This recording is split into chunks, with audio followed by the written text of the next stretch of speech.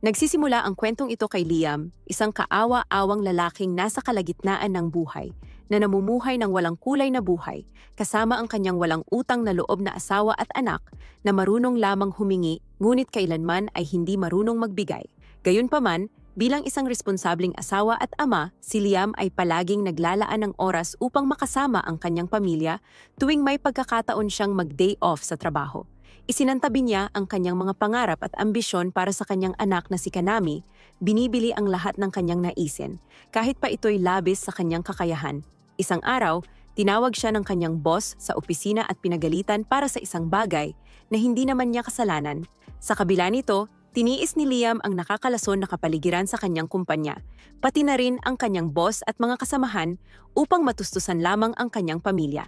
Ang pagmamahal niya sa kanila ang nagbibigay kay Liam ng lakas upang magpatuloy.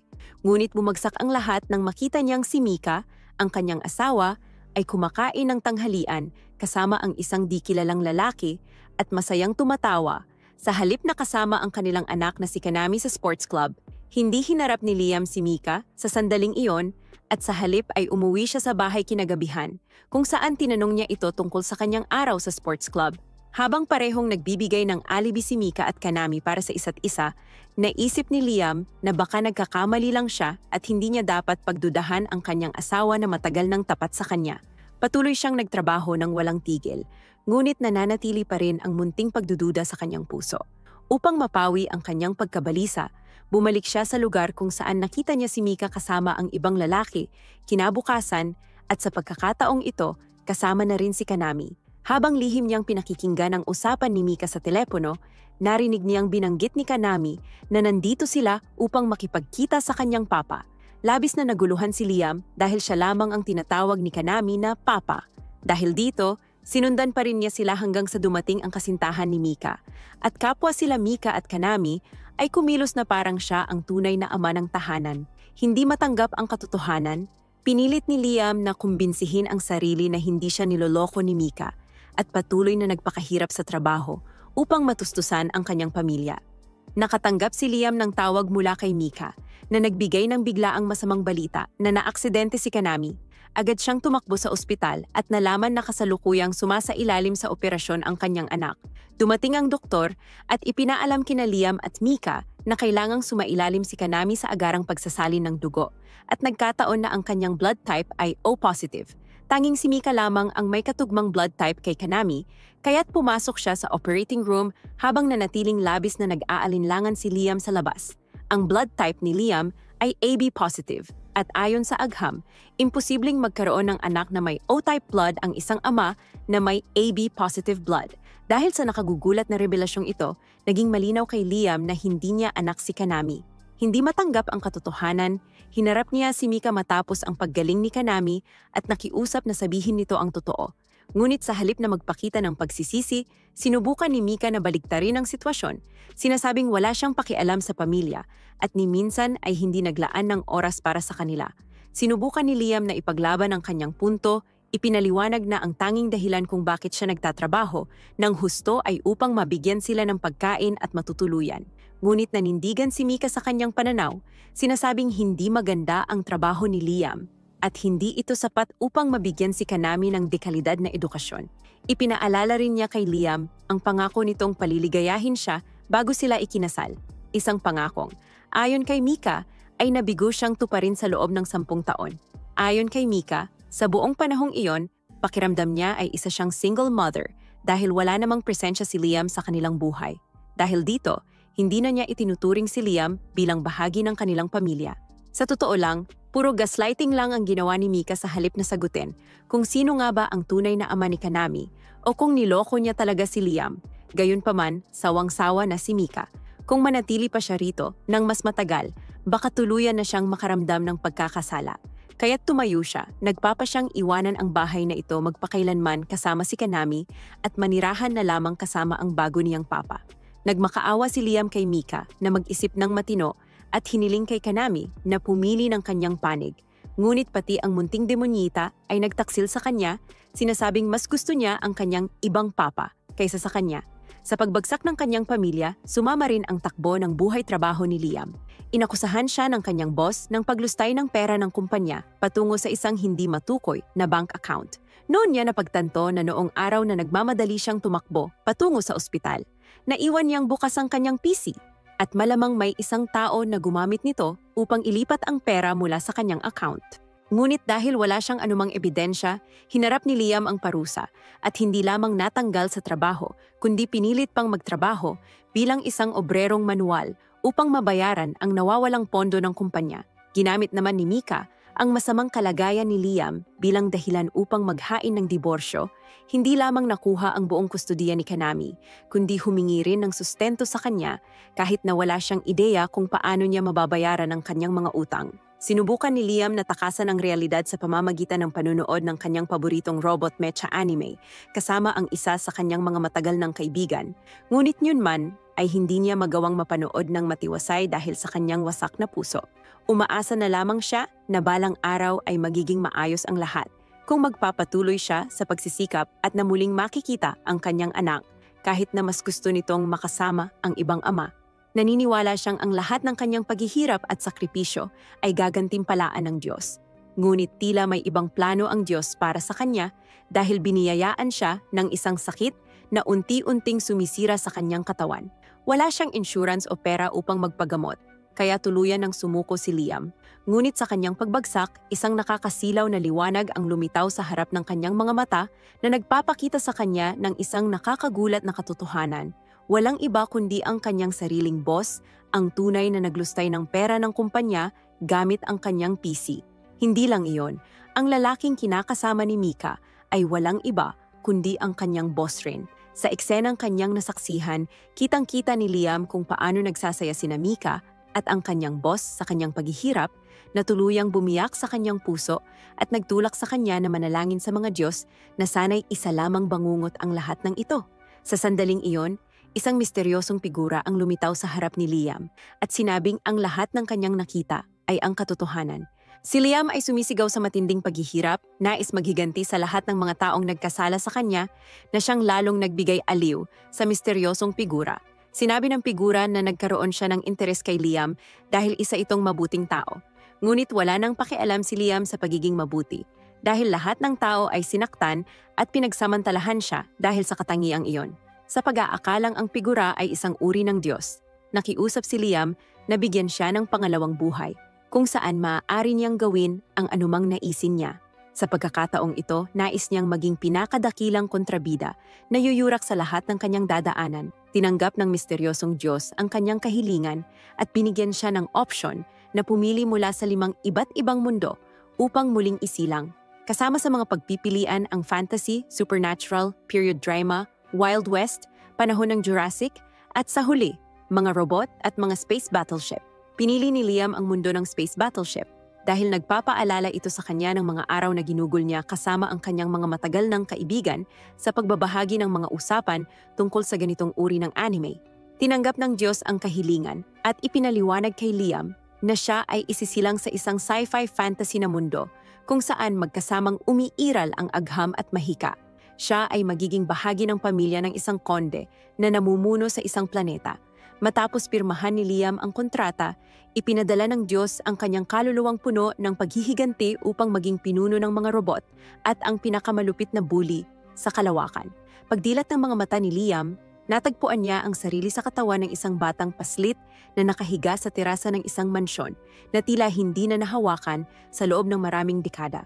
Tulad ng sinabi ng misteryosong Diyos, nasa planeta na siya ngayon na tinatawag na Hydra, na pinamumunuan ng kanyang ama, si Conde Banfield.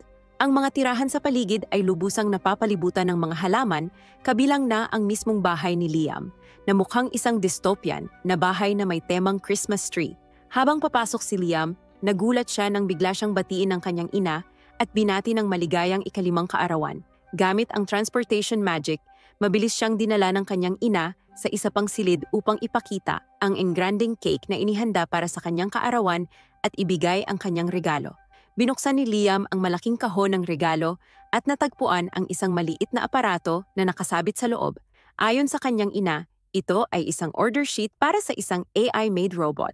Hindi lubos na nauunawaan ni Liam ang sinasabi ng kanyang ina at basta na lamang pinindot ang isang random na button sa gadget na agad nagbukas ng isang character customization screen. Sa madaling sabi, kinakailangan na niyang piliin ang anyo ng kanyang magiging maid.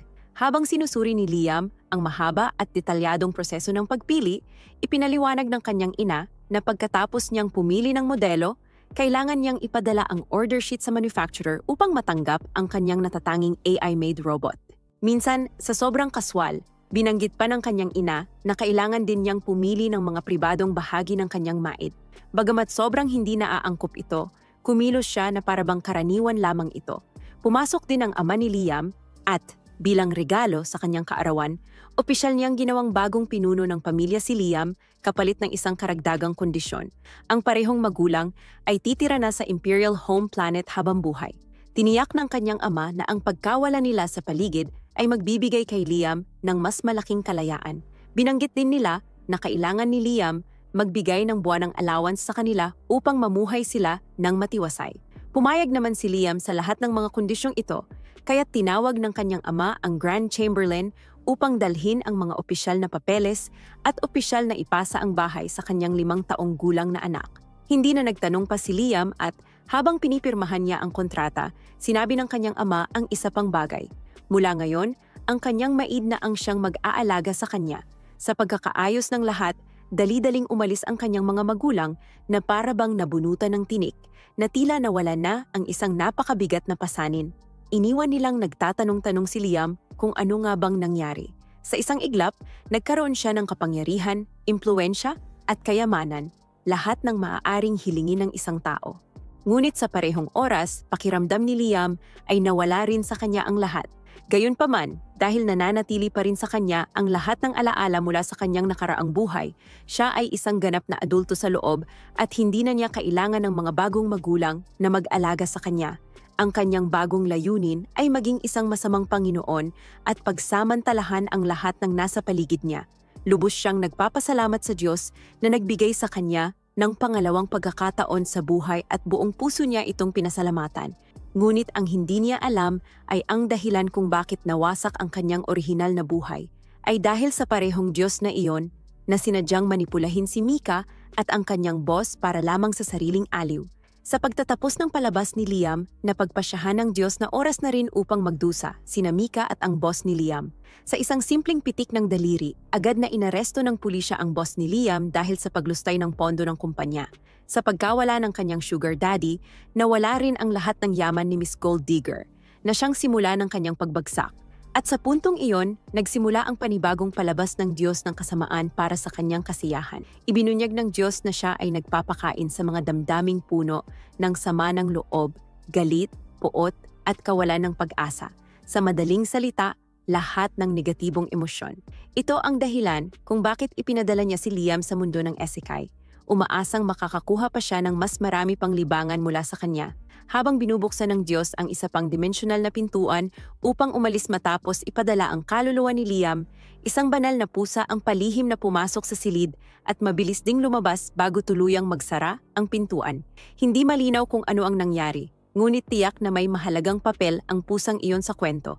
Bumalik sa parallel universe ni Liam, isang digmaang pangkalawakan ang sumiklab dahil lamang sa kagustuhan ng isang kalbo at hangal na pirata na ipakita ang lakas ng kanyang crew.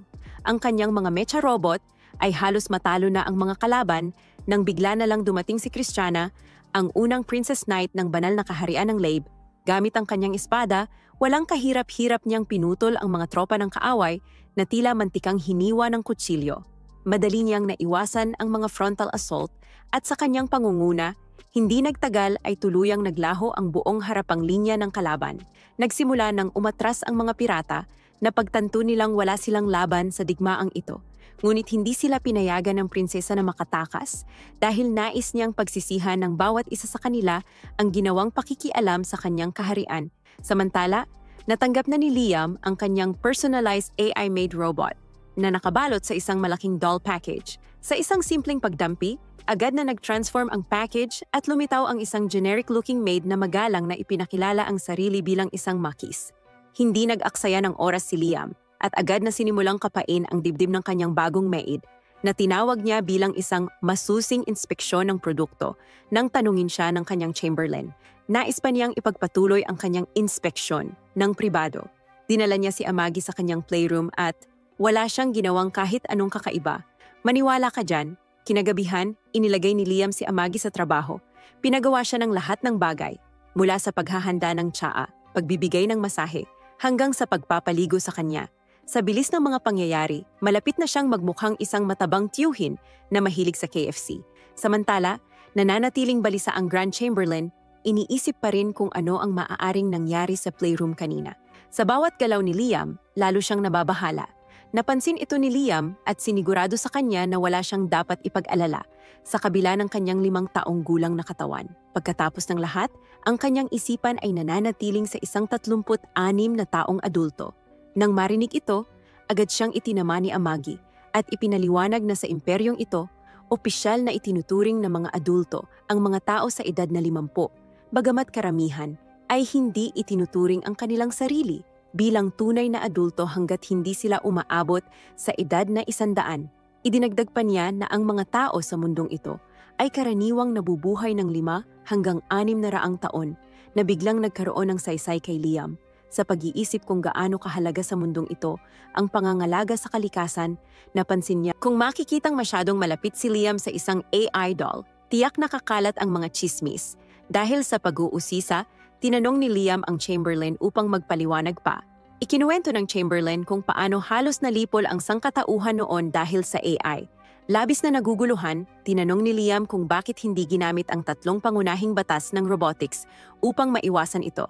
Ngunit tinitigan lang siya ng Chamberlain ng blangko, halatang wala itong ideya kung ano ang tinutukoy ni Liam. Sa sandaling iyon, napagtanto ni Liam kung saan eksaktong nagkamali ang mundong ito. Nagpatuloy sa pagkukwento ang matandang Chamberlain, ipinaliwanag kung paano, sa panahon ng kaguluhan, isang grupo ng matatapang na mandirigma ang lumaban sa mga nag-alsang AI at sa kabila ng lahat ay nagtagumpay. Sa kalaunan, itinatag nila ang imperyo. Ngunit isang mahalagang tanong ang bumagabag kay Liam, kung labis na kinasusuklaman ng imperyo ang AI, bakit siya binigyan ng kanyang ina ng isang bagay na maaaring magdulot ng gulo? Sa simula, nag-alinlangan ang Grand Chamberlain na sumagot, ngunit dahil si Liam na ngayon ang bagong Panginoon ng pamilya, sa wakas ay nagsalita rin ito ng totoo. Iniwan na siya ng kanyang mga magulang at tumakas. Ipinamana kay Liam ang napakalaking utang na bumalot sa kanilang pamilya sa loob ng maraming henerasyon. Ayon sa lahat ng narinig, si lolo ni Liam ay isang matalinong pinuno, ngunit nabigo siyang palakihin ng maayos ang kanyang tagapagmana.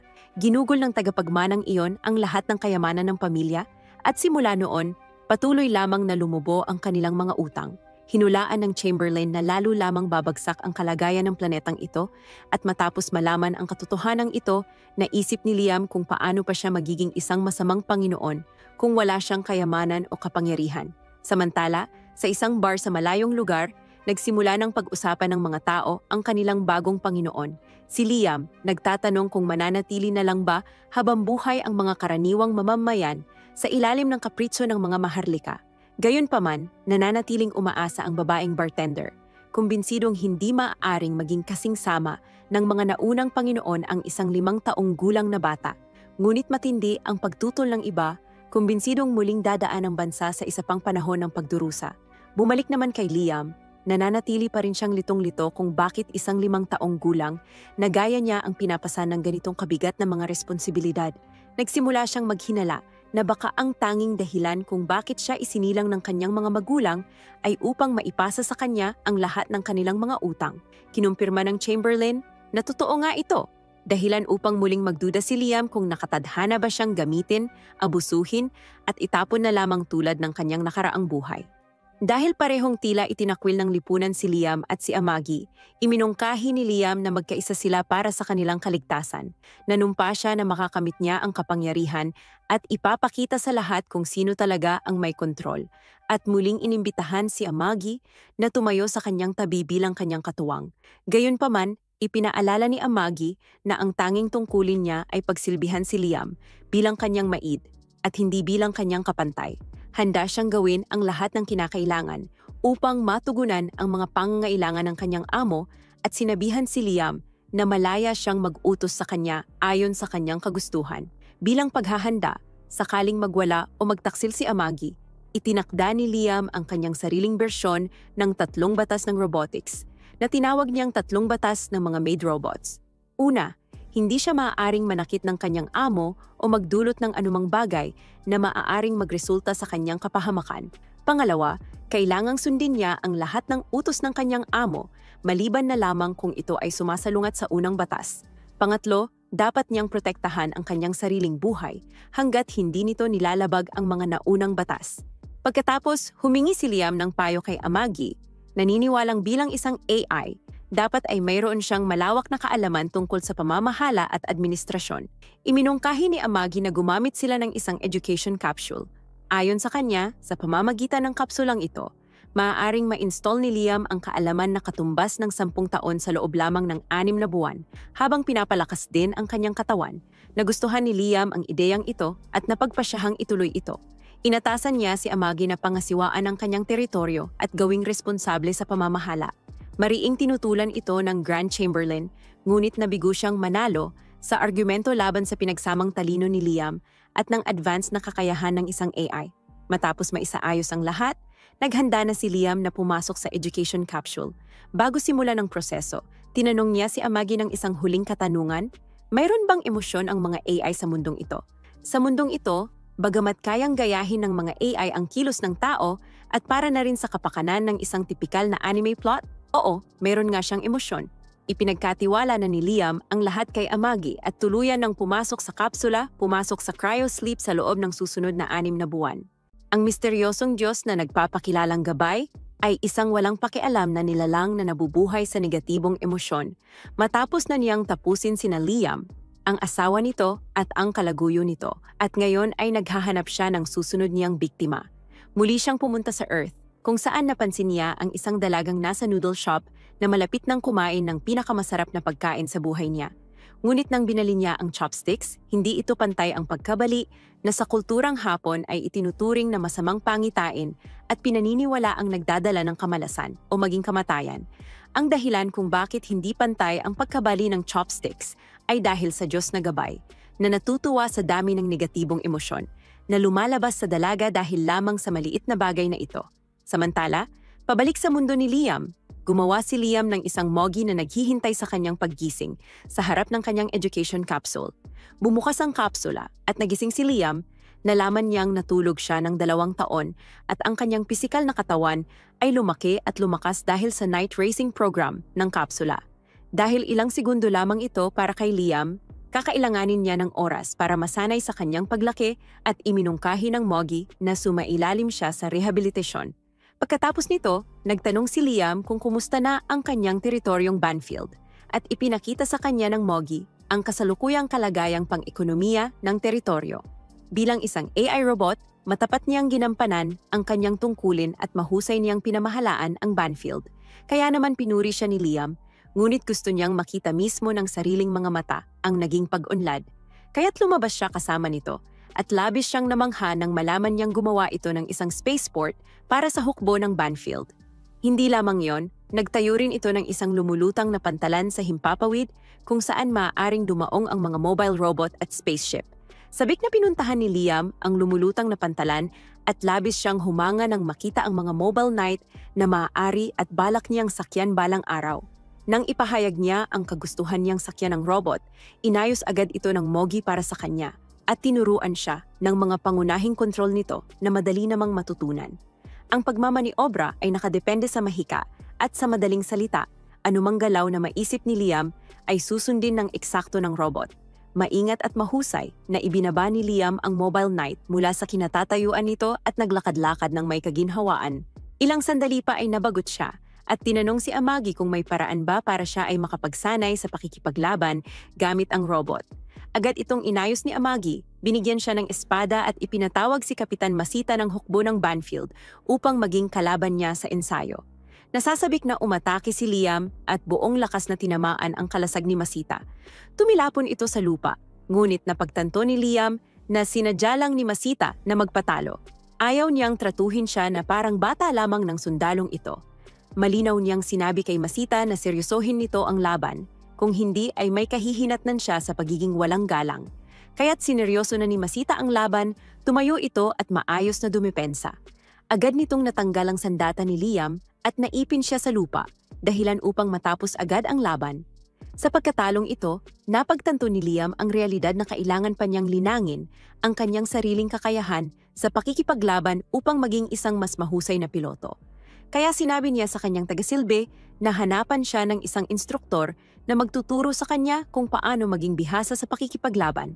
Hindi naniniwala ang tagasilbi na kailangan pang matutong makipaglaban ng isang lord, ngunit iba ang paniniwala ni Liam at ayaw na niyang muli pang apihin ng iba dahil sa kanyang kahinaan. Nais niyang maging pinakamalakas upang makamit ang kanyang layunin na maging isang masamang lord, kaya itinalaga niya si Yasushi, isang lalaking may katana, upang maging kanyang sensei. Ipinakilala ni Liam ang kanyang sarili kay Yasushi at ipinahayag ang kanyang pagnanais na maging pinakamahusay na swordsman, na nag-udyok kay Yasushi na magsalita ng isang pilosopikal na talumpati tungkol sa kung paano walang sinuman ang maituturing na pinakamahusay. Nagduda si Amagi sa pagiging nakakakilabot ng lalaki, ngunit sinabi ni Liam na huwag na niya itong alalahanin at sinimulan na ang kanyang pagsasanay kay Yasushi. Ipinakita muna ng Master Swordsman ang isang lihim na teknik na tinatawag niyang Way of the Flash. Hinawakan niya ang hawakan ng espada, bahagyang inalis ito sa kaluban bago muling ibinalik, at sa isang iglap, lahat ng mga troso sa paligid niya ay naputol sa kalahati. Noong una, inakala ni Liam na sobrang bilis ng paglabas ng espada ng lalaki kaya hindi nila ito nakita. Kaya't hiniling niya kay Amagi na ipatugtog ang slow motion na video nito, na naitala niya gamit ang kanyang mga mata, ngunit nadiskubre nilang hindi man lang hinugot ng lalaki ang kanyang espada. Inakala ni Liam na kahit ang high-tech na kamera ni Amagi ay hindi kayang makuha ang teknik ni Yasushi, kaya lalo siyang naengganyo at nagpasya siyang maging disipulo ni Yasushi. Gayunpaman, hindi niya alam na si Yasushi ay isang manloloko at ang mga troso ay naputol na niya bago pa ang demonstrasyon. Pinanood ng Diyos na gabay ang lahat ng nangyari mula sa kanyang dimensyon. Marahil siya rin ang nagpadala kay Yasushi doon at sabik siyang hinihintay kung saan hahantong ang lahat ng ito sa hinaharap. Samantala, sa kabilang panig, nakatanggap si Christiana, ang Princess Knight, ng alok ng pakikipagkasundo mula sa kalabang grupo ng mga pirata, kaya't nagtungo siya sa base ng kalaban kasama ang kanyang battle fleet upang makipag-usap sa commander ng grupo ng mga pirata, si Ghost. Subalit, hindi talaga balak ni Ghost ang makipagkasundo at dinala lamang niya si Christiana roon upang maipadala ang kanyang hukbo para salakayin ang walang depensang planeta ng prinsesa, ang Mysteria. Makalipas lamang ang ilang sandali, libu-libong barko ng mga pirata ang lumapit sa planeta ni Christiana, tumatawid sa linya ng depensa ng kanyang alyansa, at isiniwalat ni Ghost na ang alyansa ay nakipagsabwatan sa kanya. Pinagtaksilan siya dahil iniisip ng karamihan sa kanila na banta ang kanyang planeta, habang itinututok ng buong pinagsamang armada ng alyansa ang kanilang mga sandata sa spaceship ni Christiana. Ibinunyag ni Ghost na ilang pera lamang ang kinailangan niya upang kumbinsihin ang alyansa na ipagkanulo siya, at ipinaramdam sa kanya na dito na nagtatapos ang kanyang pamumuno. Gayunpaman, nangako siya na hindi niya sasaktan ang kanyang planeta kung susundin lamang niya ang bawat utos na ipapagawa sa kanya. 3 taon na ang lumipas mula nang magsimulang mag-ensayo si Liam sa ilalim ng manloloko, at syempre hindi pa rin niya natutunan ang flash technique dahil hindi naman talaga ito umiiral. Naperpekto niya ang mga batayang martial arts, ngunit hindi pa rin siya kontento at nais niyang matuto ng mga espesyal na teknik na makakatulong sa kanyang maging isang makapangyarihang masamang lord. Samantala, sa bahay ni Master Usushi, nagyayabang ito kung gaano kadali niyang naloko si Liam, na hanggang ngayon ay wala pa ring kamalay-malay na ang kanyang guro ay isa lamang hampas lupa na walang kakayahan. Masaya siya sa dami ng perang nakuha niya at umaasang tuloy-tuloy lang ang pagdating ng ganitong madaling pera. Sa sandaling iyon, bumalik si Liam upang magtanong sa kanyang master. Nakiusap siya sa kanyang master. Naturuan siya ng isang komplikadong teknik na tinatawag na Technique of the Way of the Flash. Nang marinig ito, pinalayas siya ni Master Yasushi mula sa paaralan bilang parusa sa kanyang patuloy na pagpupumilit na matuto ng isang advanced na teknik. Kahit hindi pa niya lubusang napag-aaralan ang mga batayan, agad na nakiusap si Liam sa kanyang master na patawarin siya sa kanyang kamangmangan at inamin niyang siya ay isang hangal na totoo naman. Nagmakaawa siyang huwag siyang itapon palabas At si Master Yasushi naman ay nakinig ng may kaartehan sa kanyang pagsusumamo dahil ayaw din niyang mawala ng pinagkukunan ng pera. Matapos siyang patawarin, dali-daling umalis si Liam at iniwan ang kanyang master. Napansin ni Master Yasushi na nakaalis na si Liam, kaya bumalik siya sa kanyang totoong ugali at inamin na wala talaga siyang ideya kung ano ang teknik na gustong matutunan ni Liam. Hindi nagtagal, bumalik ulit si Liam upang mag-alok ng dagdag na pera bilang paghingi ng paumanhin at agad namang tinanggap ng gutom na master. Nang tuluyan nang umalis si Liam, tuwang-tuwa si Master Yasushi sa dagdag na perang matatanggap niya. Habang siya ay nasasabik, bumalik si Liam upang ipaalam kay Master Yasushi na hindi siya makakadalo sa klase kinabukasan at wala namang problema si Master Yasushi tungkol dito. Siyempre, wala siyang magiging reklamo kung ang paborito niyang pinagkukunan ng pera ay hindi darating para sa mga walang kabuluhang klase. Pagbalik sa kanyang palasyo, umupo si Liam ng elegante sa kanyang trono habang nagbubuntong hininga sa hirap ng pag-aaral. Sa sandaling iyon, ipinaalam sa kanya ni Amagi ang ulat pang ekonomiya ng Fimanche kung saan nananatiling pareho ang utang. Gayunpaman, dahil patuloy na lumalago ang produksyon at benta, mukhang maayos naman ang lahat. Pinuri ni Liam si Amagi para sa kanyang pagsusumikap at isinasaalang-alang niya ang mas madalas na pag-iwan ng pamahalaan sa kanyang mga kamay. Bagamat natuwa si Amagi sa narinig, humingi siya ng paumanhin dahil sa mababang antas ng paglago na inaasahan nila. Ipinakita niya kay Liam ang isang ulat tungkol sa programa ng kapakanan at inilahad kung paano bumaba ang mga resulta kaysa sa inaasahan. Ikinalungkot ito ni Liam at nais niyang malaman kung sino ang may pananagutan sa kabiguang ito. Makalipas ang kaunting sandali, dumating ang isang pandak na may kakaibang mukha at pangit na itsura. Agad na tinanong ni Liam ang dahilan ng kanyang kabiguan. Sa una, nagulat ang pandak, ngunit agad niyang naalala ang pagtatago at pagmamanipulan niya sa pananalapi na malinaw na nagpapakita ng katiwalian. Nang marinig ito, ipinagtanggol ng pandak ang sarili niya sa pagsasabing masyado pa raw bata si Liam para maintindihan ang mga bagay na iyon. Ipinahayag niya na kinakailangan daw ang mga gastusin, ngunit pinaalalahanan siya ni Liam na kasinungalingan iyon. Dagdag pa rito, iginiit ng pandak na ginawa niya ang mga gastusin upang mapanatili ang operasyon.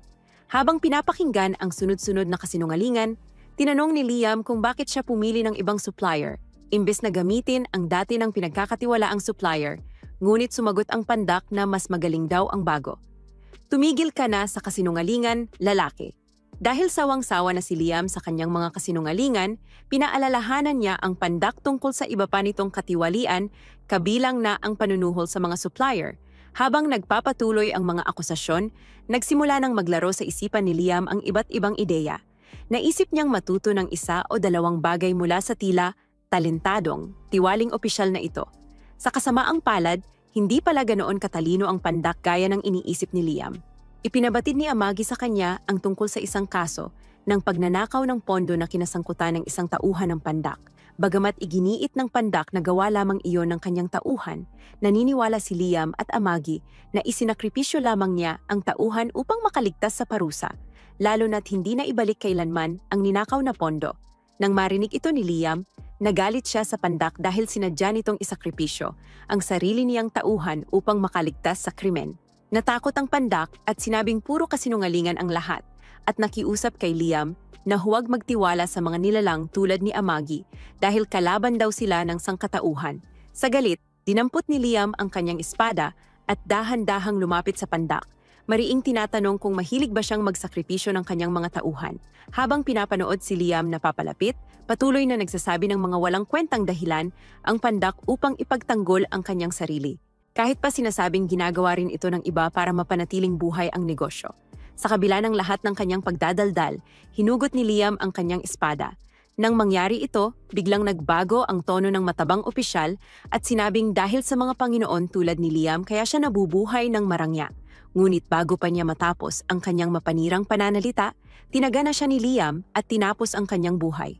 Nagalit si Liam sa walang buhay na katawan ng opisyal, ipinaalam niya na walang sinuman ang may karapatang humawak sa kanyang mga tao o sa kanyang pera maliban sa kanya.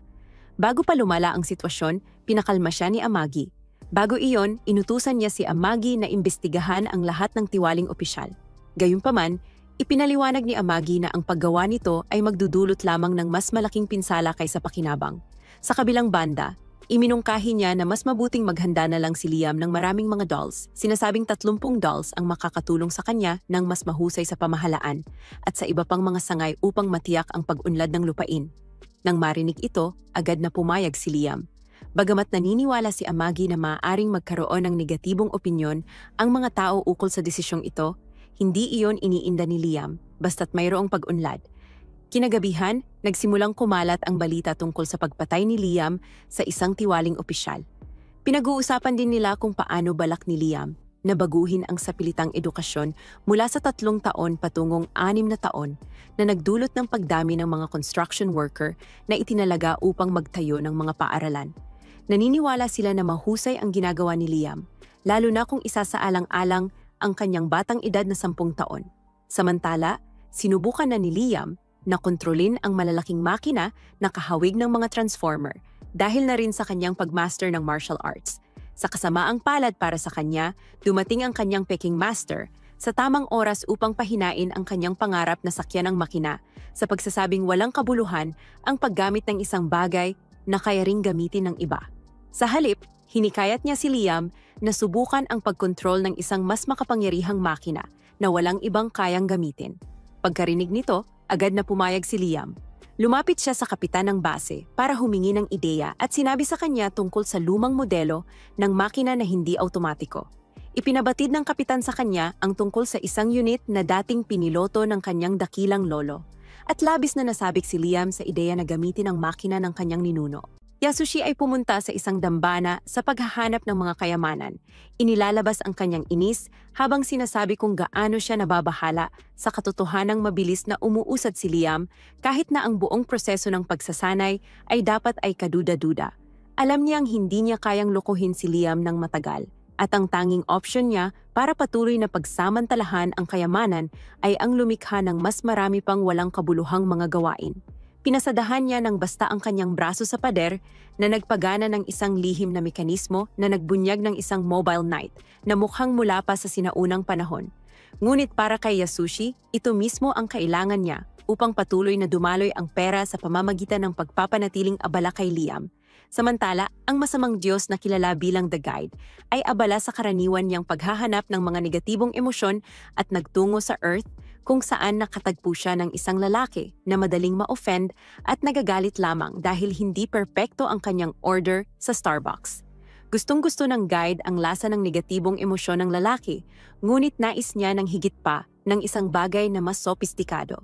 Sa mundo ni Liam, naipag-utos na ni Yasushi kay Liam na ayusin ang sinaunang mobile knight na pinangalan ng Avid para sa kanyang pagsasanay, at ayon dito, naghanda si Liam. Lumabas si Liam upang magsanay ng piking ultimate technique ng kanyang master, ang The Flash, kasama si Brian, ang kanyang butler, na nakatayo sa tabi niya. Bagaman masaya si Brian dahil si Avid ay unit ng lolo sa tuhod ni Liam, tumutol pa rin siya dahil naniniwala siyang walang maidudulot na mabuti kay Liam ang paggamit ng isang napakalumang unit. Gayunpaman, kumbinsido si Liam na magiging pinakamataas ang kanyang kakayahan sa pagpipiloto kung magagawang niyang mapagpamahalaan ang pinakamatandang unit na mayroon. Si Brian, na likas na mausisa, ay sinabi kay Liam na itigil na ang pag-aaral ng walang kwentang teknik na ito, na tinawag niyang isang lubos na pag-aaksaya ng oras. Ngunit determinado si Liam na uunlad siya basta't patuloy siyang magbibigay ng kanyang buong pagsisikap at magpapatuloy sa pagsasanay. Samantala, pumunta si Amagi sa lokasyon ng mobile knight na si Avid at inihayag kung gaano siya kaduda kay Yasushi at sa kanyang mga pamamaraan ng pagsasanay. Hindi nga siya naniniwala na isang swordsman si Yasushi, ngunit dahil iniutos ni Liam na ayusin niya si Avid, wala siyang ibang pagpipilian, kundi gawin ang kanyang makakaya upang maibalik sa buhay ang sirang unit na ito. Makalipas ang kaunti, dumating si Lieutenant Nia Scarlin, isang inhinyero mula sa pabrika ng armas, kasama ang kanyang kupunan sa planeta ni Liam upang ayusin si Avid. Sinalubong siya ni Liam sa paliparan upang batiin siya ng good luck at habang sila ay nag-uusap. Napansin ni Nia si Amagi at nagtataka kung bakit may isang AI doll na nakatayo sa tabi ng isang count. Nainsulto si Liam nang makita niya ang reaksyon ni Nias at agad niyang ipinaliwanag sa kanya na maaari siyang magkaroon ng AI doll at paparusahan niya ang sinumang magtanong tungkol sa kanyang paraan ng pamumuhay. Gayunpaman, mali ang pagkakabasa niya sa reaksyon ni Nias dahil si Nias ay isang taghanga pala ng mga android at sobrang natuwa nang makita si Amagi. Sa madaling salita, humanga siya sa mga custom-made na tampok ni Amagi at nagsimulang hipuin ang lahat ng parte na parang manyakis. Halos lumampas siya sa linya nang subukan niyang itaas ang palda ni Amagi. Ngunit napigilan siya ni Liam sa tamang oras, sinasabihan siya na huwag kumilos ng hindi naaangkop. Pagkatapos, nagtungo sila sa bodega kung saan nakalagay si Avid at sa unang tingin, nagkomento si Nias na ang makinaryang ito ay parang patapon na. At iminungkahi kay Liam na kumuha na lamang ng bagong unit kaysa mag-aksaya ng pera sa pagsasaayos nito. Ngunit ayaw ni Liam ng mga depektibong produkto mula sa pabrika ni Nias at malinaw niyang sinabi sa kanya na ang tanging Mobile Knight na sasakyan niya ay si Avid. Sinabi ni Nias na napakahirap ayusin ang unit na ito dahil wala silang piyesa nito sa stock. Bukod pa rito, mas malaki ang sukat ng robot na ito kaysa sa karaniwang mga unit. Kaya iniisip ni Nias na magastos para kay Liam kung nais niyang buhayin muli ang metal junk na ito.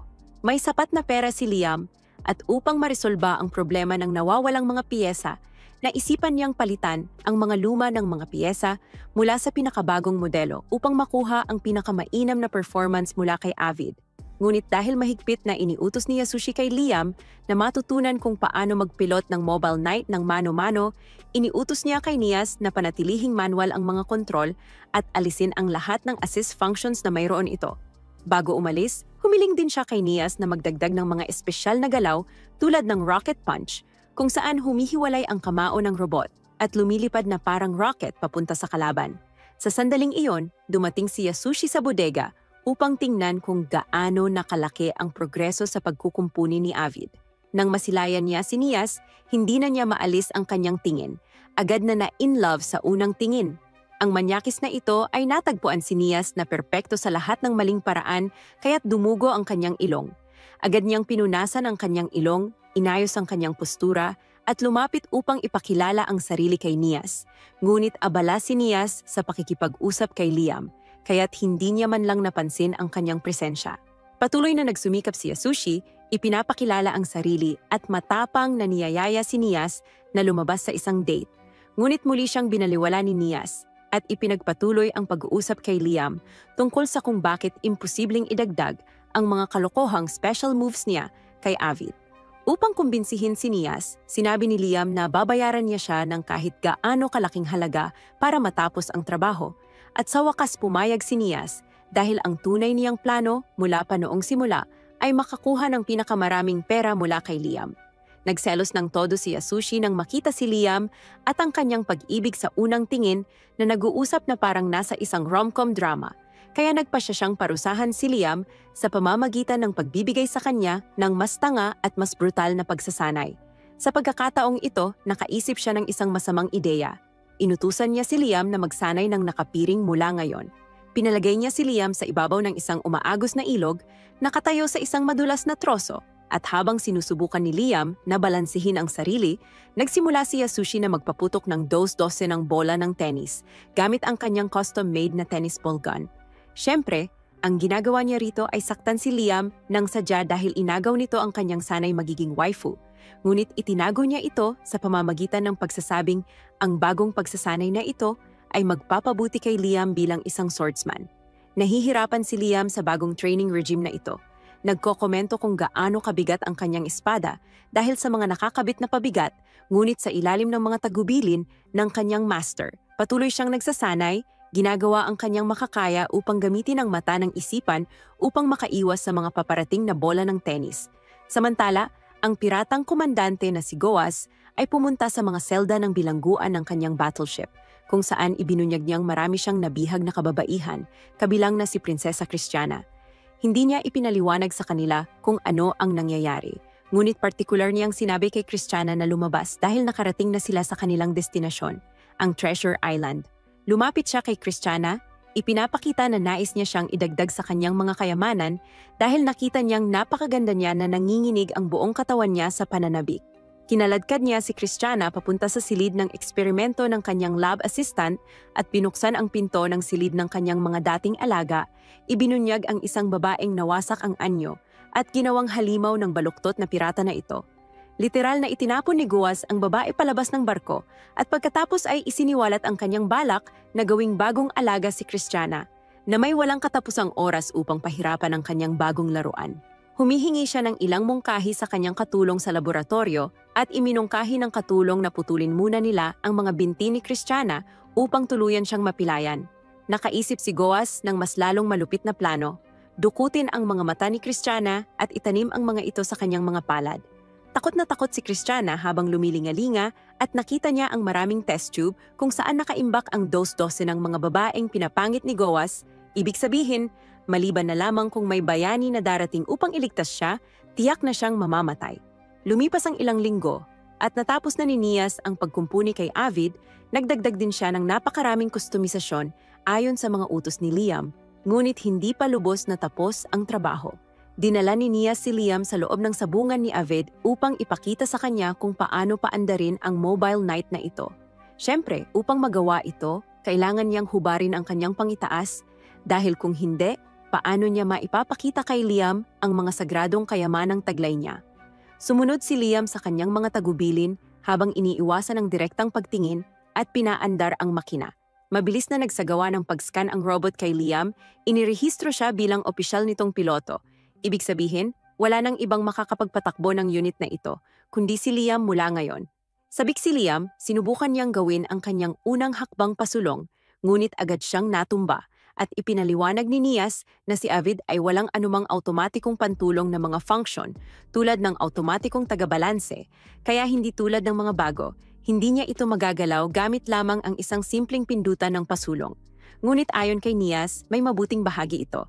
Kung sakaling magawa ni Liam na makabisado ang lumang piraso ng basura na ito, magagawa niyang igalaw ito na parang sarili niyang katawan. Motibado, bumangon si Liam at dahan-dahang lumakad pasulong.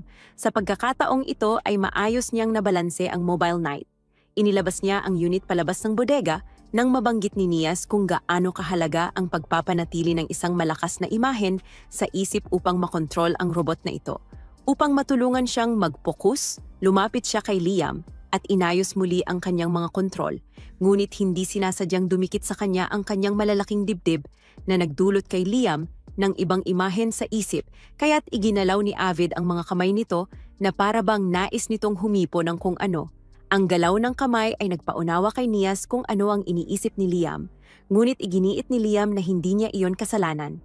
Sa kabilang banda, pinaghihinalaan ni Yasushi na inaabuso ng lalaking ito ang kanyang kapangyarihan at gumagawa ng mga hindi maipaliwanag na bagay sa tenyente sa loob ng sabungan.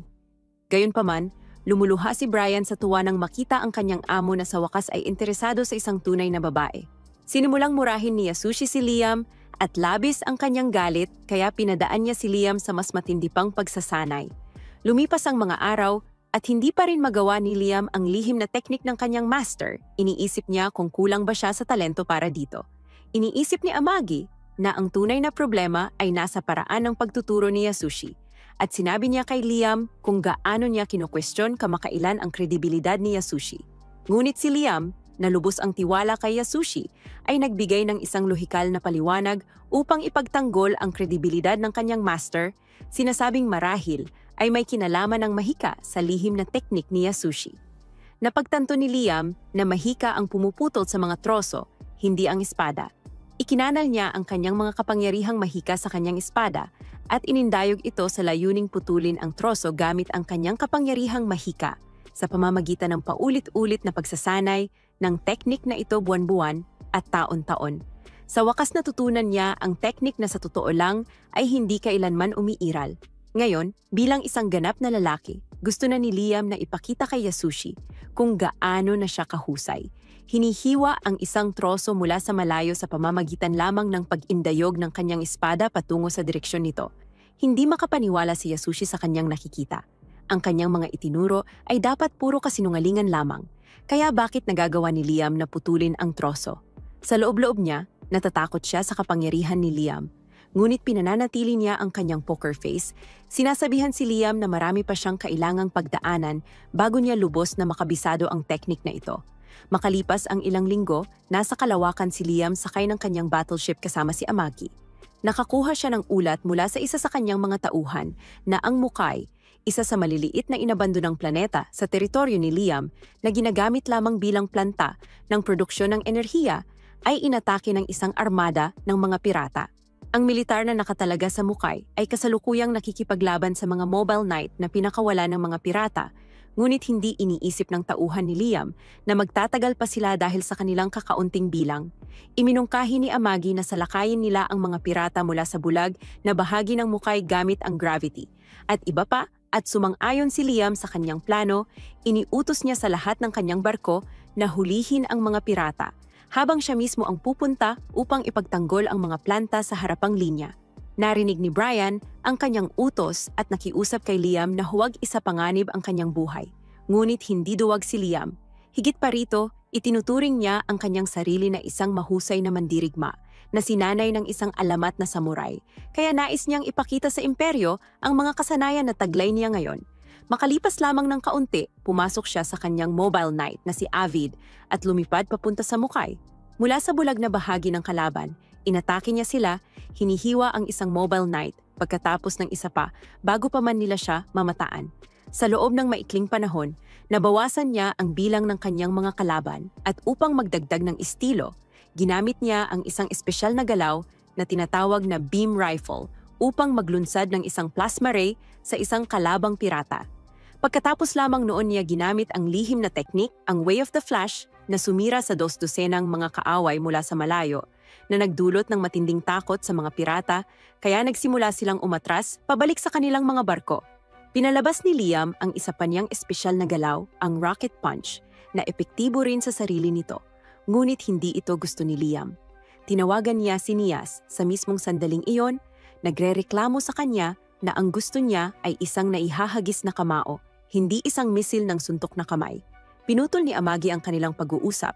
Nagulat kay Liam na nakakuha lamang sila ng mas mababa sa 10% ng mga barko ng kalaban dahil 30% ang nasira at ang natitira ay nakatakas. Itinuring ni Liam ito bilang isang panalo at pinuri si Amagi sa mahusay niyang pagganap bilang pangalawang komandante. Nalaman ni Ghost mula sa kanyang tauhan ang tungkol sa tagumpay ni Liam at hindi siya makapaniwala na bumaliktad ang sitwasyon laban sa kanila. Malinaw na niya talagang minamaliit ang kakayahan ni Liam, ngunit wala na iyong saysay. Hindi siya titigil hanggat hindi niya nakikitang nakaluhod si Liam, namamalimos para sa kanyang walang kwentang buhay. Gayunman, ang lalong nakapagpasiklab ng kanyang marupok na ego ay ang katotohanang tumakas ang kanyang kaalyadong armada mula sa labanan matapos silang matalo ni Liam. Kaya iniutos niya sa kanyang tauhan na ilunsad ang lahat ng kanilang barko upang sirain ang armadang iyon, kahit pa kaalyado nila ang mga ito o hindi. Nais niyang gawing halimbawa ang mga ito upang wala nang ibang maglakas loob na sumuway o maliitin ng pirata.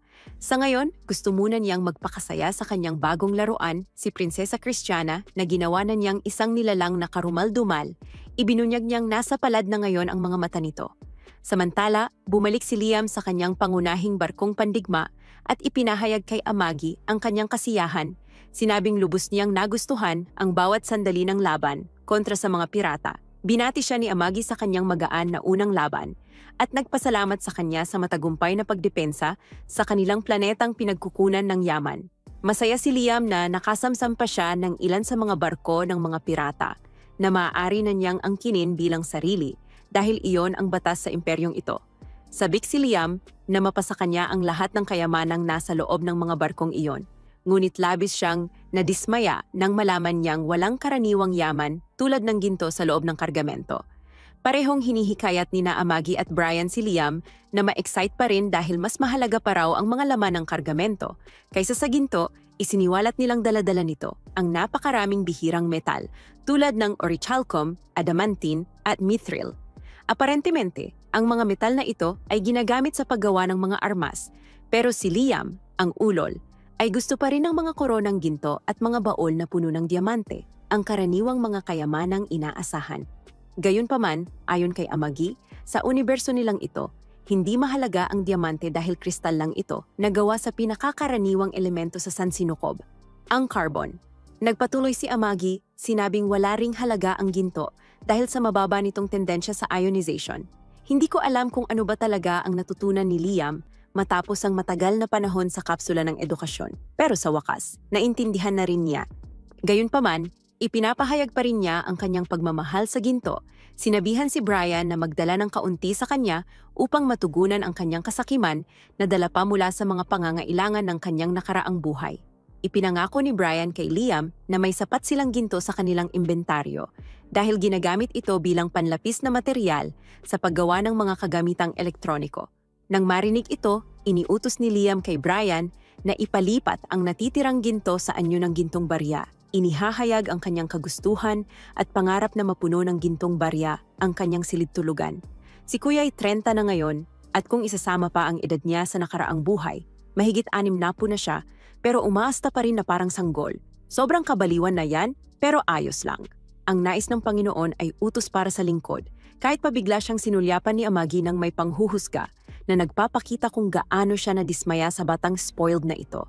Habang nagsasayang ng oras si Liam, inuutusan si Brian na gumawa ng magagarbong sinaunang walang silbing espada gamit ang pinakamahahalagang metal.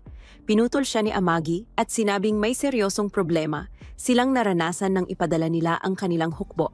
Gamit ang holographic na imahe, ipinakita ni Amagi kay Liam ang kasalukuyang bilang ng mga barkong pandigma sa kanyang teritoryo na nasa 10,000. Ngunit sa kasalukuyan, mas mababa sa 3,000 ang gumagana ng maayos at 2,000 lamang ang magagamit para sa mga agarang paglusob. Nagulat si Liam nang malaman niyang tinalo ng kanyang hukbo ang mga pirata gamit lamang ang 2,000 barkong pandigma. Sa totoo lang, si Liam mismo ang may pinakamalaking ambag gamit ang kanyang mobile knight upang itaboy ang mga kalaban. At may dagdag na salik din na minamaliit sila ng mga pirata. Inakala kasing mahihirap sila, kaya nauwi ito sa pagkatalo ng mga kalaban. Ibinigay rin ni Liam ang kaunting kredito kay Amagi. Sinabing nakatulong ang kanyang estratehiya sa labanan. Sa totoo lang, iniisip ni Liam kung dapat na niyang alisin ang mga lumang barkong wala ng silbi at sumang-ayon si Amagi sa ideya, ngunit agad itong tinutulan ni Brian, sinabing hindi sila basta-bastang makakatapon ng 7,000 barko dahil kung gagawin nila iyon, lalo silang mamaliitin ng mga kaaway. Nagkaroon ng mainit na pagtatalo sina Amagi at Brian tungkol sa isyong ito, ngunit sa huli, tulad ng inaasahan, panig si Liam kay Amagi at nagpasya siyang sundin ang mungkahi nito na bumili ng mga second-hand na barkong pandigma gamit ang perang kikitain mula sa pagbebenta ng mga bihirang materyales na kamakailan lang niyang nasamsam mula sa mga pirata. Ang tanging dahilan kung bakit hindi pinagkakatiwalaan ni Liam ang hatol ni Brian ay dahil sa pagsunod sa mga payo ni Brian, ang huling pinuno ng teritoryong ito, ang ama ni Liam, ay lumubog sa bundok ng utang na ngayoy tuluyan ng napasa balikat ni Liam.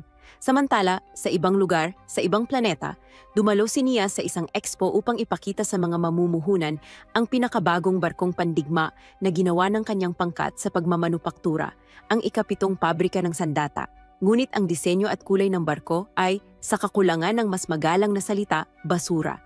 Kaya wala nang pakialam ang mga mamumuhunan kahit na mas makapangyarihan pa ito kaysa sa mga barkong gawa ng ibang pabrika. Matapos ang presentasyon ni Nias, ipinakita naman ni Ulicia, ang inhinyero mula sa ika-3 pabrika ng sandata, ang kanyang barkong pandigma at sa totoo lang mukhang 1,000 beses na mas maganda ito kaysa sa gawa ni Nias.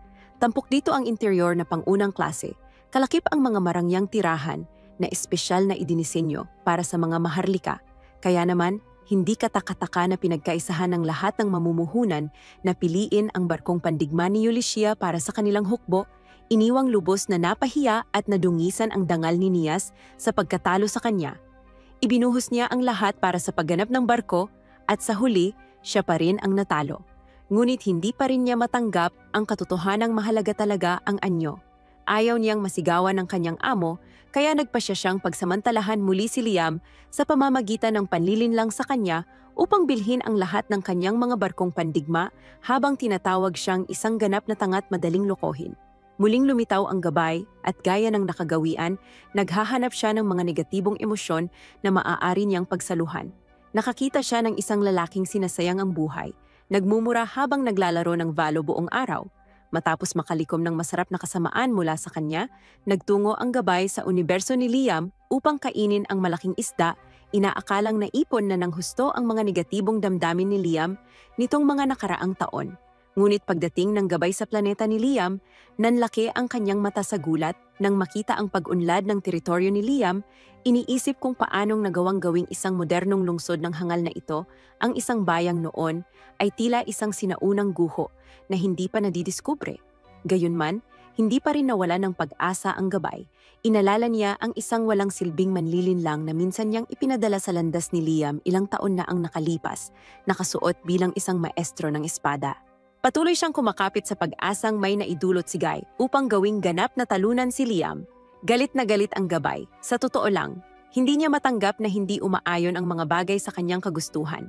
Samantala, nagsisimula ng magsabi ng magagandang bagay ang mga mamamayan tungkol sa kanilang Panginoon. Pumasok sila sa isang bar kung saan pinag-uusapan nila kung paanong nagawang hulihin ni Liam ang mga pirata at pati na rin ang makakuha ng maraming kalakal mula sa mga ito. Tunay ngang ibang-iba siya sa kanyang ama at ang kanyang paraan ng pamumuno ay talaga namang akma sa kanila. Gayunpaman, may isang tao sa parehong bar na hindi natutuwa kay Liam. Ang taong iyon ay si Yasushi, isang mandaraya sa lahat ng aspeto. Inirereklamo niya ang kanyang estudyante sa abot ng kanyang makakaya. Nang makita ng tagapagsilbi kung gaano siya kainis na inis, tinanong niya kung anong problema.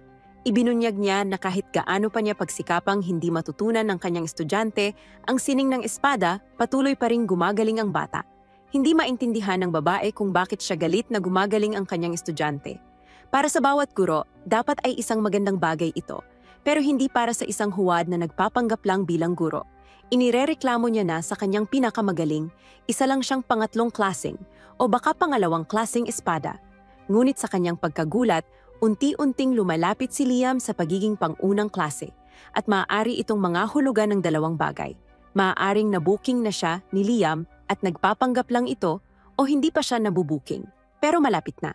Ano man ang posibilidad, pareho pa rin itong humahantong sa kanyang kapahamakan. Pumasok ang gabay upang tingnan ang resulta. Wala ring gumagana ayon sa kanyang mga plano. Ipinadala niya si Liam ng isang masamang guro, pero ang buhay ni Liam ay kabaligtaran ng lahat ng kanyang inaasahan. Habang kapwa sila nalulungkot, nasa bahay si Liam at nagsasanay ng kanyang espada. Sabay-sabay niyang pinuputol ang ilang puno at tuwang-tuwa siya. Alam niyang mas gumaling na siya, pero ang hangal ay naniniwala pa rin na mas magaling si Yasushi kaysa sa kanya. Nagtanong siya kay Amagi kung kapantay na ba niya ang bilis ni Yasushi, ngunit para kay Amagi, wala namang pagkakaiba. Alam niyang ang mga mabubuting bagay ay bihirang mangyari sa kanya kaya ayaw niyang sayangin ang kanyang buhay. Muli niyang pinag-isipan ang kanyang buhay. Siya ay muling isinilang bilang anak ng mga magulang na iniwan siyang may napakaraming utang, pero ngayon ay isa na siyang mahusay na espada.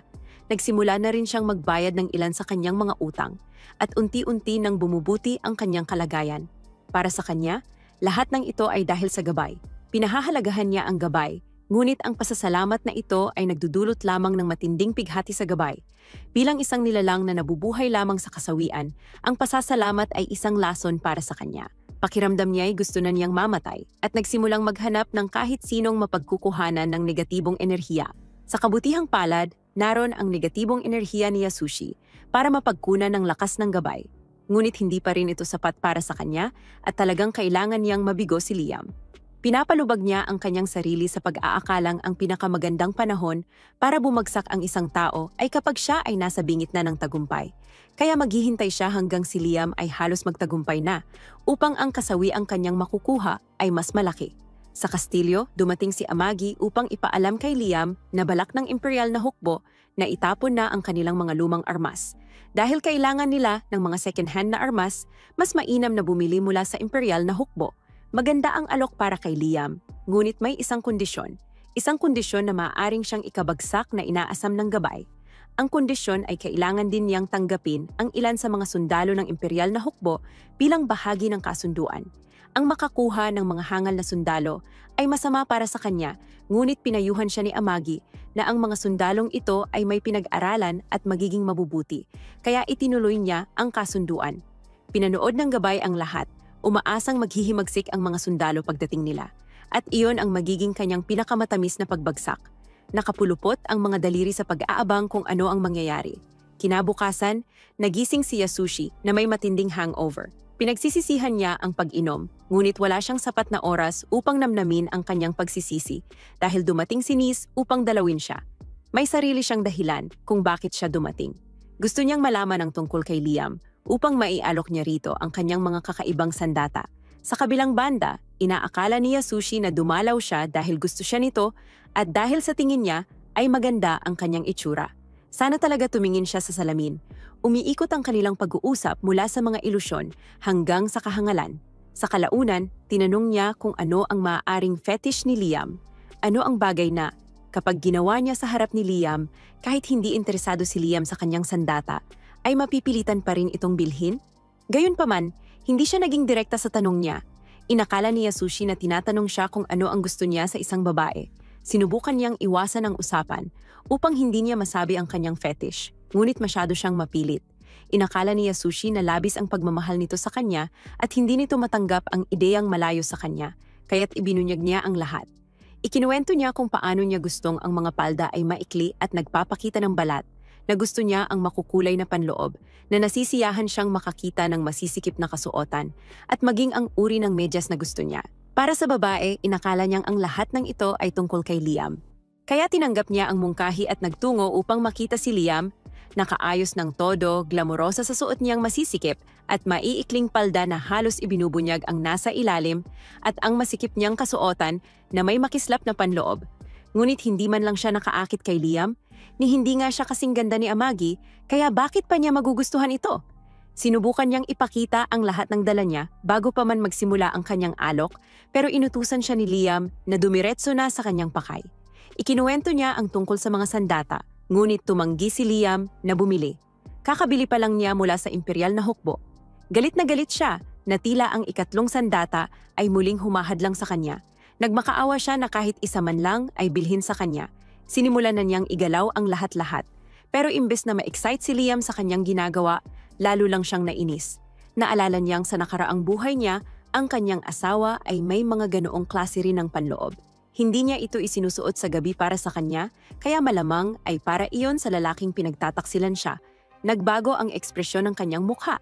Akala ng babae ay nagustuhan niya iyon. Pero ang totoo, ang kanyang nakikita ay isang traumatikong alaala at kinamumuhian niya ang tagpong iyon. Bagamat mas malala pa ang kalidad ng mga sandatang binibenta ni Nis, hindi mo maikakaila ang kanyang kasigasigan. At dahil hindi siya tumitigil at lalo pa siyang naiirita sa hitsura nito, napagpasyahan ni Liam na bumili na lang upang ito'y umalis na. Tinanong niya si Amagi kung may pondo ba sila. Sa kasamaang palad para sa kanya, sinabi ni Amagi na mayroon silang pera at hindi ito masasayang, kaya dapat silang bumili. Dahil sa sobrang tuwa, natumba siya habang tumatakbo palabas ng kastilyo, na halos lantad ang buong katawan. Habang umaalis siya, tinawagan niya ang kanyang kasamahan sa trabaho. Nagmayabang ito na bumili si Liam mula sa kanya dahil maganda raw siya, at hindi raw matanggal ni Liam ang tingin sa kanyang katawan. Narinig ni Brian ang usapan at nagalit siya, na ang kanyang amo ay nadala lang sa katawan. Samantala, narinig din ni Yasushi ang pag-uusap at nagalit siya. Siya ang may fetish na ganoon at naiinis siyang ginamit ang mga fetish na iyon kay Liam, na siya ang nasiyahan, imbes na siya. Ang Liam na pinagkakaabalahang pag-usapan ng lahat ay nakahiga lang ngayon sa mga hita ni Amagi, ninanamnam ang hari na kasiyahan na matagal na niyang ninanais. Ipinadala ni Nias kay Liam ang lahat ng 300 barkong pandigma na napilit niya itong i-order mula sa kanya.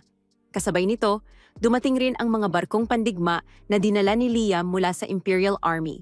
Nakatanggap si Amagi ng resibo mula sa Imperial Army sa pamamagitan ng quantum teleportation at paulit-ulit niyang sinabi ang salitang quantum habang hinihingi ang pirma ni Liam sa resibo. Bilang biro, inilapat ni Liam ang hinlalaki niya sa mga dibdib ni Amagi at sinabing iyon ang kanyang quantum thumbprint, Gotem. Nasa loob ng bahay si Yasushi at nagpapahinga habang iniisip kung paano siya makakaganti kay Liam sa pag-agaw kay Nias sa kanya sa bawat pagkakataon. Naalala niya ang plano ni Nias at pinagsisisihan na sinayang ni Nias ang kanyang mahahalagang kayamanan para sa batang adik sa manika. Iniisip niya lamang kung ano ang maaaring ginawa ni Liam sa kaawa-awang, inosenteng si Nias at nanunumpa siyang pagbabayarin niya si Liam sa lahat. Habang tumitindi ang kanyang galit, nagpakita ang gabay na matagal nang pinapanood at sinisipsip ang lahat ng negatibong emosyon ni Yasushi. Hindi na makapaghintay ang gabay na makita kung saan hahantong ang galit ni Nias at umaasa siyang magiging dahilan ito ng pagbagsak ni Liam. Kaya ipinaubaya ng gabay ang tiwala niya sa manlulukong ito at lumisan patungo sa ibang mundo upang maghanap ng higit pang negatibong emosyon. Dinala ni Nia si Liam sa barkong pandigma na ginawa niya upang ipakita ito sa kanya. Hindi inaasahan ni Liam ang anumang marangya o may estilo. Hindi talaga siya umaasa ng anuman mula sa babaeng ito na palpak, ngunit nabigo pa rin siya sa loob ng barko. Ipinaliwanag ni Nias na ang mga marangyang interior ay para lang sa dekorasyon at walang tunay na halaga sa digmaan. Pero hindi iyon mahalaga kay Liam. Gusto niya ng dekorasyon. Hindi mababago ni Nias ang isip ni Liam at hindi rin siya maglalagay ng mga engranding disenyo. Kaya nagkasundo silang hindi magkasundo at lumipat sa susunod na paksa kung paano gagamitin ang barko. Ipinaliwanag ni Nias kay Liam ang mga tagubilin sa pagsakay sa barko, kabilang ang gaano kalakas ang kailangang kapangyarihan sa simula at kung gaano kadalas kailangang palitan ang gasolina. Sinubukan rin niyang kumbinsihin si Liam na bumili ng loyalty card at sinabing makakakuha ito ng diskwento sa bayad sa maintenance. Pero hindi interesado si Liam. Nagpatuloy si Nias at ipinakita kay Liam ang trono ng barkong pandigma na mayroon pang proteksyon na plastik. Sabik siyang alisin ang plastik at patuloy na pinipilit si Liam na tapusin ang kasunduan. Sinusubukang akitin ito gamit ang kanyang katawan at sinabihan siyang pumirma na lang sa resibo. Binigyan pa nga siya ni News ng opsyon na ilapat ang hinlalaki sa kanyang dibdib, pero lalo lang itong ikinainis ni Liam dahilan upang magtaka si News kung bakla ba ang lalaking ito o ano. Gusto na lang ni Liam tapusin ang lahat, kaya pumayag siyang pumirma sa resibo, pero hindi pa rin kontento si News at humihingi pa ng pabor. Gusto niya ang mga barkong pirata na nakita ni Liam kamakailan, pero tumanggi si Liam at sinabing balak niyang isama ang mga iyon sa kanyang armada. Patuloy pa rin sa kakakulit si News na parang gutom na bubuyog.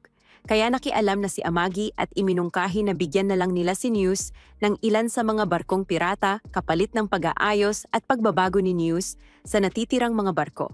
Nagustuhan ni Liam ang ideya dahil lahat ng barkong pirata ay wasak at pumayag din si News na inamin na ang tanging dahilan kung bakit gusto niyang makuha ang mga barkong iyon ay upang makita kung anong klase ng teknolohiya ang ginagamit ng mga ito.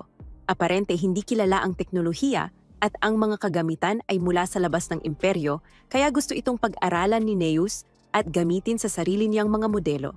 Pero bago isara ang kasunduan, binisita muna ni Liam ang mga barkong pirata, kasama sina Amagi at Neus, at pumasok sila sa isang barkong hindi ganap na sira. Kaagad niyang napansin ang kaibahan sa disenyo at interface nito. Ang barko ay may literal na timon, gaya ng klasikong barkong pirata, at labis itong nagustuhan ni Liam na gusto niyang ilagay ito sa sarili niyang barkong pandigma. Nagbigay si News ng detalyadong paliwanag kung bakit masamang ideya ito, pero pinatahimik siya ni Liam bilang isang lalaking may pinong panlasa at malinaw na sinabi na kung gusto niya ito, kukunin niya ito, pakialam niya kung may silbi o wala. Hindi na lang pinansin ni News si Liam at nagsimulang libutin ang silid. Sobrang natuwa sa bawat bagong bagay na makita. Samantala, napansin ni Liam ang isang maliit na asong kumikislap na patungo sa isa pang silid. Kaya sinundan niya ito kasama si Amagi at sa huli ay dinala sila nito sa navigation room. Ang kanyang mga hakbang ay nagpa-activate ng isang mekanismo sa sahig at lumitaw ang talaan ng mga ruta ng barko hanggang sa kasalukuyan. Sinuri ni Amagi ang ruta at napagtanto na ang barkong ito ay nanalasa sa buong imperyo. Ngunit mas nakatawag pansin sa kanya ang katotohanang laging nauuwi ang barkong ito sa isa sa mga warp gate sa hangganang lugar. Aparente, ang lugar na ito ay isang walang batas na zona sa labas ng kontrol ng imperyo at siya rin ang pinakaharap ng digmaan sa pagitan ng imperyo at isa pang bansa. Napagtanto ni Liam na ang warp gate na ito ay tiyak na patungo sa taguan ng mga pirata at nang maanalisa ni Amagi ang mga koordinado, nalaman niya kung nasaan ang lihim na base ng mga pirata. Nagbigay siya ng siyentipikong paliwanag kung gaano kahirap marating ang lugar, binanggit kung gaano ka-abnormal ang orbital radius nito at kung gaano ito kahirap puntahan. Pero hindi pinansin ni Liam ang kahit anong paliwanag. Mas nakatuon siya sa kung anong kayamanan ang maaaring nasa taguan. Pinaghihinalaan niyang ang lugar ay isang isla ng kayamanan kung saan palihim na nagdadala ng pinakamahalagang yaman ang mga pirata. Bagaman may kaunting kabaliwan ang iniisip ni Liam, hinayaan siya ni Amagi na magdesisyon kung ano ang gagawin sa impormasyong ito at buong sigla niyang inanunsyo na agad silang pupunta sa isang treasure hunt kasama ang kanilang armada. Makalipas ang kaunting panahon, natanggap ni Goaz ang balitang nagsimula nang umatake si Liam at tinalo na ang ilan sa kanyang mga tauhan sa unahan ng labanan. Ipinatawag niya ang mga tauhang iyon at nagpasya siyang parusahan sila dahil sa pagdadala ng kahihiyan sa pangalan ng mga pirata sa pamamagitan ng pagkatalo sa isang basurang count. Bago harapin ang mga bigong tauhan, inutusan ni Goaz ang iba pa niyang tauhan na dalhin sa kanya ang ulo ni Liam, kaya't pinadala niya silang lahat sa labanan at inilunsad ang lahat ng kanyang mga barko. Samantala, si Liam at ang kanyang armada ay patungo na sa warp gate na magdadala sa kanila sa taguan ng mga pirata. Ngunit hindi sila pinayagang gamitin ito dahil may kailangang bayaran na toll fee sa imperyo. Nakipag-ugnayan ng opisyal na namamahala sa warp gate kay Liam, ipinaliwanag na dahil sa napakalaking distansyang sasaklawin ng gate at dahil plano ni Liam na i-warp ang 7,000 barko, kakailanganin nito ng napakalaking halaga. Nangako si Liam na babayaran niya ito pagkatapos. Pero hindi nagtitiwala ang opisyal sa kredibilidad niya, kaya't hiniling ni Liam kay Amagi na humanap ng isang taong may kredibilidad. Sa kasamaang palad, wala silang koneksyon. Muling ipinaliwanag ni Liam ang sitwasyon sa opisyal. Sinabing balak niyang makipaglaban sa mga pirata, pero lalo lang naging ayaw ng opisyal dahil hindi man lang kayang garantiya ni Liam ang ligtas na pagbabalik. Lalo pa ang bayad. Wala ring dalang aliw si Liam at inabot siya ng ilang araw sa paglalakbay patungo rito, kaya hindi na siya maaaring bumalik lang ng basta-basta. Kaya't iginiit niya na makausap ang manager ng opisyal. Sa malas niya, ang opisyal na iyon ang may pinakamataas na ranggo sa lugar, kaya't nagtampo na lang si Liam at pinutol ang tawag. Doon siya nakaisip ng plano at nagpasyang harapin mismo ang opisyal para makipagkasundo. Habang patuloy niyang iniisip kung paano niya makukumbinse ang mga tao sa Rap Gate, napapasukin siya sa Parmonia Gate nang hindi nagbabayad ng bayarin sa gate. Dumating naman si Goaz at ang kanyang barkong pangkalawakan sa Parmonia Gate. May koneksyon siya sa lahat ng tao roon. At kahit pa siya ang kontrabida sa sitwasyong ito, hindi niya kailangang magmakaawa para makapasok. Totoo nga, ang may pera ang siyang naghahari sa mundo. Tumawag siya sa Rap Gate at ang kakilala niya roon ay masiglang bumati sa kanya, sabik na nagtanong kung saan siya patungo mula sa Parmonia Gate. Ibinunyag niya na pupunta siya sa Domos Gate. Walang laman ang Domos Gate. Alam ng lahat na halos walang makukuhang pakinabang sa lungsod na iyon para sa isang kontrabida tulad ni Goaz. Nagtanong ang lalaki kung ano ang balak niyang gawin sa isang disyerto. Pero ano ba naman sa kanya yon? Ganoon din ang opinyon ni Goaz gaya ng akin. Tinanong niya ang lalaki kung anong pakialam niya at sinabing dahil may pera siya, dapat lang napapasukin siya ng walang abala. Nagbayad agad siya. Samantala, dumating na si Liam sa Rap Gate ng pisikal, umaasang magagamit niya ang kanyang kakayahan sa pakikipagnegosasyon upang makapasok. Nang hilingin niyang papasukin siya, sinabi ng lalaki na wala namang problema. Natuwa siya hanggang biglang putulin ng lalaki ang kanyang saya at tanungin siya tungkol sa bayarin sa gate. Una, nagyabang si Liam at sinabing isa siyang maharlika at kayang bayaran iyon, pero hindi na tinagang tagapamahala sa mahinang pagyayabang niya. Nang makita niyang hindi umubra ang yabang, naging mapagpakumbaba siya at nagmakaawa na papasukin siya, ngunit walang pakialam ang tagapamahala. Naglagay pa siya ng kasinungalingan sa kanyang drama habang umiiyak at yumuyuko.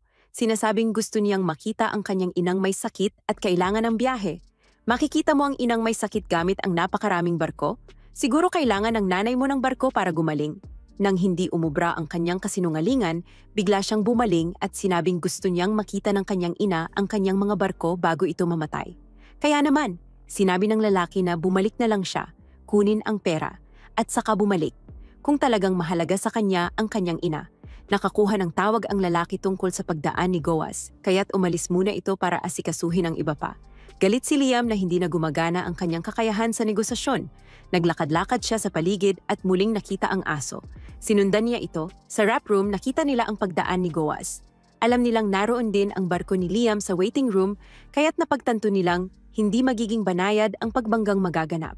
Sila talaga ang may kasalanan dahil tinanggap nila ang bayad mula sa isang pirata nang hindi alam kung saan ito pupunta. Kaya nagpasya silang ipikit na lang ang kanilang mga mata. Lahat ng nagtatrabaho roon ay nag-break up ang sa oras na mangyari ang sagupaan, magmumukhang wala sila roon.